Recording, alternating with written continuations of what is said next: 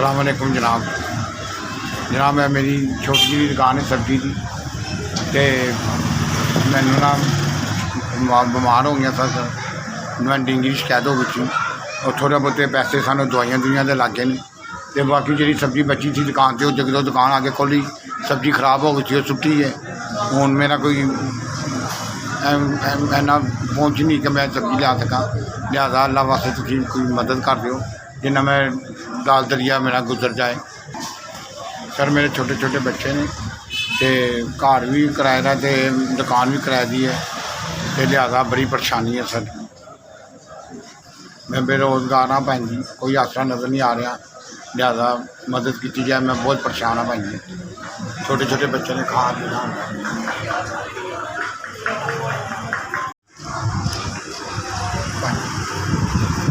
5,000। अस्सलाम वालेकुम। भरावां का बड़ा शुक्रगुज़ार हाँ जिन्होंने मैंने 5,000 रुपया दिता है, तो मेरा रोज़गार चल जाएगा। अल्लाह ताला उन्होंने और देवे, बहुत बहुत अल्लाह ताला देवे, तो बहुत शुक्रिया जनाब तुहाडा।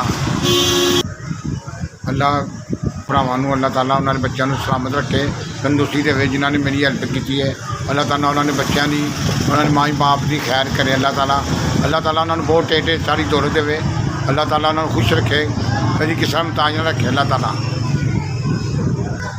जो मैंने 5,000 रुपये दिता है, मैं कल सब्जी लियावांगा, तो लिहाजा मैं सड़कें चलावांगा। अल्लाह ताला इन्होंने खैर करे, जिन्होंने मेरी हेल्प की है। खुदा ताला बहुत दौलत देवे अल्लाह ताला नवाजे।